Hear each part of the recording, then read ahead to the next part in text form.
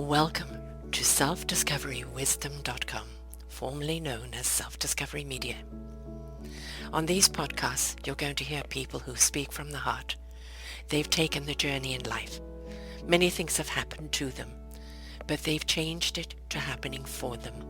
And in their strength, their courage, they've discovered their abilities and their wisdom, and they are now sharing it here with you. Do enjoy each show. We bring it to you with love and knowing that it's going to help you on your journey of life. Good morning, good afternoon, and good evening, everybody. Welcome back to another edition of Sara's View of Life, right here on selfdiscoverywisdom.com. I'm your host, Sara Troy.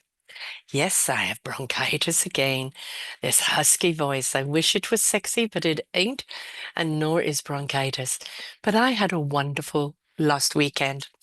My son and the kids chipped in, and they had this beautiful house in Qualicum Beach up in the mountains. We overlooked the trees and the ocean and land ahoy, and the mist and the cloud in the morning would be over the water, and you would feel like you're above the clouds.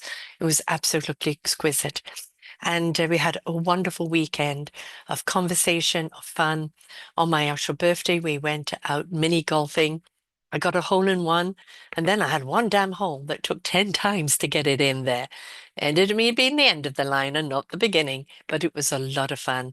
My little 3-year-old grandson hitting the ball and eventually giving up, picking up the ball and putting it in the hole himself. It was lots of fun. Great food, wonderful vegan food. My house that my son cooked, and my daughters, beautiful soups and breakfasts, etc. It was lovely. We watched the wedding videos of my daughter and her husband, of my daughter Jess, daughter-in-law Jess, and her husband, my son Tyler, and we watched their wedding video photographs and remissed going down the aisle there with them, and it was just so relaxed, which was wonderful. We need that kind of time. Sometimes it's not about rushing off and doing things. It's about that family time, relaxed and laid back over food, playing cards, playing poker, just doing things, that togetherness, which is the most important thing. So unfortunately, yes, I got a cold from the Babbas before I left, and it turned into bronchitis, and became sick yet again. And this is, gosh, now how many times I've been sick now. Started off with the RSV at the beginning of last year in December, and then I've had COVID, and I've had bronchitis a few times this year. Just seems to be, I can never get out of it. It pulls me back in. So, yeah, it's been a tough week. I've still got some beautiful shows for you that have come out. Been a tough week in the sense of me having to get through it. But, I'm one of these people, very little holds me back. If I have to cancel, it's because of grandkids that I have to look after because they're sick. And very rare that I've had to cancel because I've been ill, and I have to be really ill for that. So here I am. When something is important to you, sick or not, we suck it up and we get it going. But I often wonder, is that my generation? Did we do that because that's what we were taught to do? Just suck it up and just get on going, right? Um, because I feel that very often today, you see people, I'm sick and I'm going to shut down, and it'd be lovely to do that. Take to your bed, get well, allow yourself the time. Fantastic. Don't have the luxury of that. I haven't had that luxury of that since I was a child, where I was in bed too much. So it's always kind of interesting, isn't it, when we look at how resilient we are. And I kind of often think our older generation are very resilient because we just didn't have the luxury of of putting ourselves first. We would just suck it up and get on with it. So it's still in my bloodstream, and I'm still getting on with it, although I'd like to curl up and kind of die right now, but I will not. So, but I think we've also got to find the balance of taking care of ourselves. That's really important. End of shows for me today, and I will take some time out here now to try and find a doctor to get a prescription. I don't have one, so it's very hard to find anybody on phone or one. But and look after myself. I've got the kids coming over next tomorrow, and I need to make sure I have the energy for them. But it was a wonderful 70th birthday, 70, 7 decades. And kind of we were missed. We went down memory lane. Some memories we don't want to learn, some memories, yes. And it's okay. In even the bad memories, there's never been resentment. I know that within my marriage, I shut down. As a parent, I felt alone. Um, and there was a lot I couldn't tell my husband, and I had to manage on my own, and it got unmanageable with 3 kids and 2 teenagers that were very caught up in the 90s system of life, and very hard for me to stop that train, even though I tried.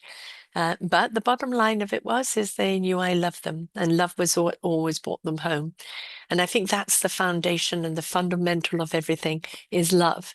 If we have the love, if we have the heart, everything else will follow.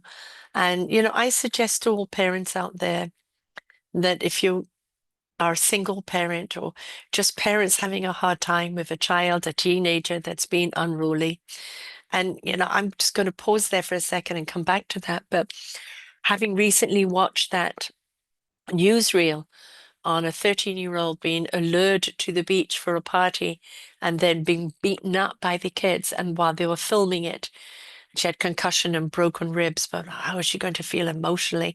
And people cheering them on while they're doing it. And I question how we let our kids down that they think that's okay to mob on another kid. How do we've had kids go out and stab people just for the fun of it. You know very well that in my Forgotten Children book, we raise this, information with each chapter, each person that's contributed. It's about that awareness of the system that is broken and how we need to change things. So I really do hope that we can see where we're going wrong. We have children that don't have a sense of value. We have children that feel they have nothing when they have virtually everything. We have children that don't know pleases or thank yous or gratitude or loss or gain. And we have these children that just think they're owed everything, but they're numb. They're numb and they're disconnected. Or they're full of hate and don't know how to love. They've been neglected, or they just haven't had a compass to follow. And the system is so very wrong. The social media system is wrong. We put so much emphasis on the likes and um, on the titillation of the moment that consequences and accountability have not even come into the picture. So yes, I kind of worry about where our children are today and how we can change this system. So yeah, I know being a parent is hard. And especially when I didn't have social media, but had other things against me. But with social media today, we have to draw some boundaries with our children. That you can't do this, and this is the reason why. You can do this, but you have to do that first. But we also have to teach them self-love and self-value so they'll know where to draw the boundaries and the line for themselves. And I think consequences like chores, doing things around the house, doing things for other people teaches them a great deal of respect, not everything done for them, because that's not teaching them how to survive in life. It's teaching them how to expect to get everything in life. And that's not reality. So, yes, it was a contemplation time. It was a time with the grandkids, of course, with my children, and with reminiscing and with just simply having some fun. And I enjoyed every minute of it, except for this and the shivers at night. But yeah, I am going to try and go and get well now. I'll be back with you next week, hopefully with a voice and obviously on the mend. In the meantime, I have some wonderful shows here for you. This week alone, we've got some great shows. And these shows on science and spirituality, mathematics, and that's a great show on Fairy Creek and also Stanley Park and the trees being cut down for condos or financial gain without the respect of their longevity and what they stand for.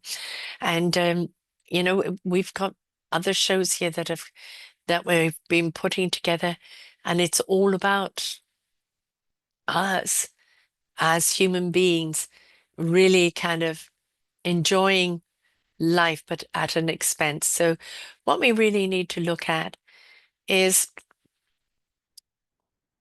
the gratitude, like George Whitty and Ellis Hall, being in the music industry for so long, a fabulous music show coming to you, Dr. Kumamurti, who's the science and the math guy, and then today, of course, Angel Hamilton on Fairy Creek documentary. And, all of these things are so important.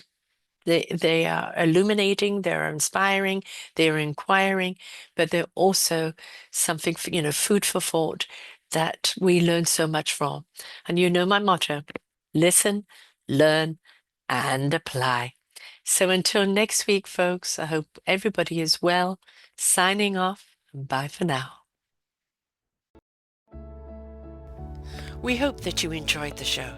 There are so many more for you here on selfdiscoverywisdom.com. Just go to the podcast tab at the top there and you will see all the many genres and all 3,000 shows ready for your listening. We are here to serve you, to help you on your journey of life, and we know that through inspiration it begets invitation. We are supported by you, the listeners, and those that we interview.